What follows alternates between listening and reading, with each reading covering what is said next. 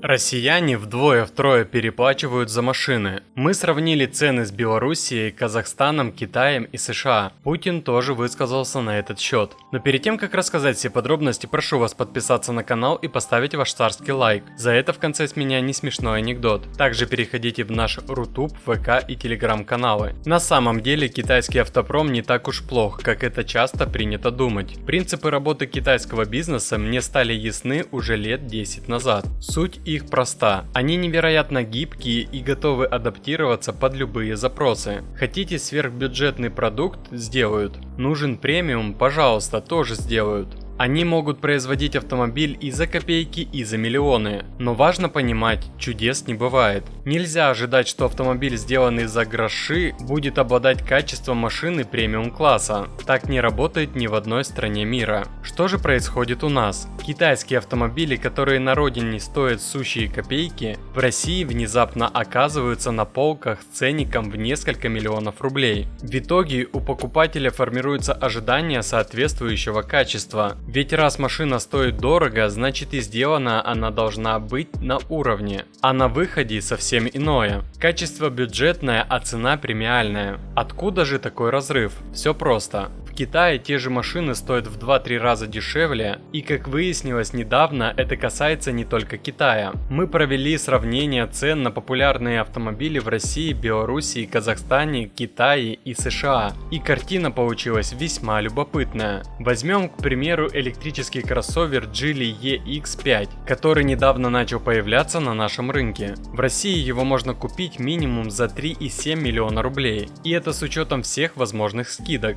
Без них уже около 4,1 миллиона. А теперь внимание, в Белоруссии аналогичный автомобиль стоит всего 1,9 миллиона, а в Китае и вовсе 1,1 миллиона. Причем за эти деньги вы получаете современную электромашину с двигателем на 218 лошадей. И это, напомню, та же самая модель. В то же время у нас за эти деньги продается, например, Lada Granta с 8-клапанным мотором и воющей механикой. Контраст впечатляющий. Один из самых любимых россиянами кроссоверов Haval Jolion. Версия с передним приводом, 140-сильным мотором и роботизированной коробкой в России сегодня обойдется в 2,4 миллиона, а в Белоруссии уже 2,1 миллиона. Казахстанцы же могут позволить себе такую машину за 1,8 миллиона рублей. А для тех, кто планирует сэкономить до 40% на покупке автомобиля, используя лазейку в утильсборе, рекомендую обратиться в Hotcar Online. Ребята поставляют автомобили с аукционов Японии и внутренних рынков Южной Кореи и Китая с полным набором услуг от поиска и покупки до отправки, оформления и доставки в ваш город. Hotcar берет на себя подготовку всех документов, перевозку на судне, растаможку, ГИБДД, а вы получаете автомобиль, готовый к эксплуатации. Ознакомьтесь с базой отзывов и рекомендаций от клиентов, с которыми уже пройден этот путь. Контакты и ссылки оставил под видео, пишите или звоните, и вам рассчитают стоимость понравившегося автомобиля и расскажут, как получить выгоду до 40% с рынком РФ, а мы идем дальше. Аналогичная ситуация с Chery Tiggo 7 Pro Max. У нас базовая версия стоит 2,7 миллиона рублей. За эту сумму покупатель получает зимний пакет, мотор на 150 сил, робота и 4 подушки безопасности.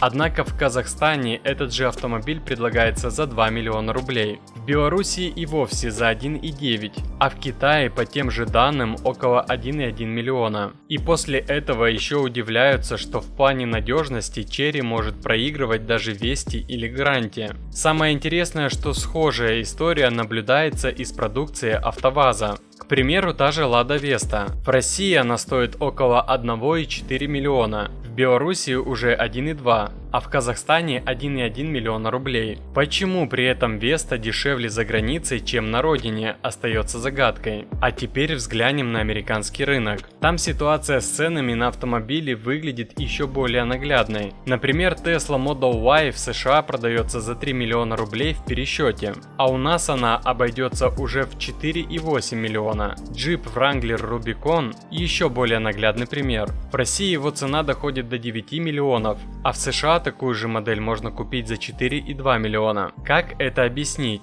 Тут вступает в игру сразу несколько факторов. Это и утилизационный сбор, который с каждым годом будет только расти до 2030 года. Это и таможенные пошлины и акцизы. Но и немаловажную роль играет и желание всех участников цепочки, от китайского завода до российского дилера, заработать по максимуму на покупателей здесь и сейчас. Что особенно показательно, как только китайские бренды начали терять клиентов, они стали снижать цены. Например, на FAV Bestune T77 в 2023 году просили 2,8 миллиона, а сейчас его можно купить за 1,9.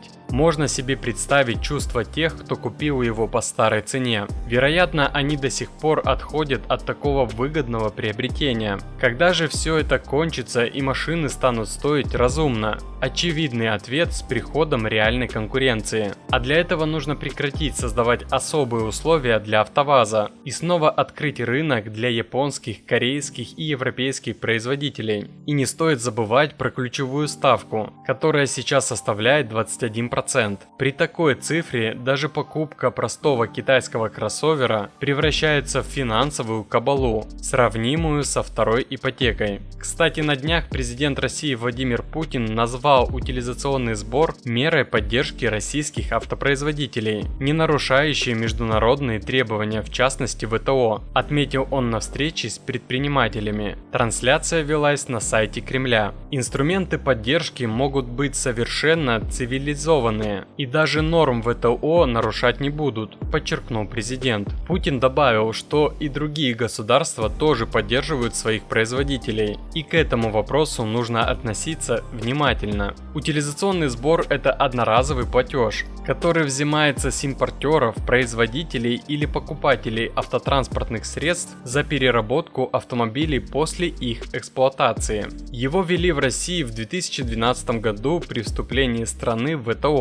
Изначально сбор оплачивали только импортеры, но с 2014 года его стали выплачивать и российские автопроизводители. Утиль-сбор в России индексируется ежегодно и достигнет своего пика к 2030 году. Сейчас, например, за самую популярную категорию автомобилей с объемом двигателя 1,2 литра приходится доплачивать 667 400 рублей. К 2030 году платеж увеличится до 1 миллиона 172 тысяч рублей. В Белоруссии недавно утиль-сбор вовсе убирали. Может, и нам так нужно? Так что думаете, друзья, когда мы дождемся адекватных цен на автомобили в России? Как всегда, делитесь мнением в комментариях, но и обещанная мною шутка. Риэлтор после смерти возносится на небо и спрашивает у апостола Петра: «Конечно же я буду жить в раю, ведь я никого не обманывал, только немного приукрашивал действительность». Для такого замечательного человека у меня есть вариант лучше. Ты будешь жить в уютной, отдельной, очень хорошо отапливаемой студии с видом на рай. А больше автоновостей, инсайдов и юмора вы найдете в наших Рутуб, ВК и Телеграм каналах, ссылки в описании.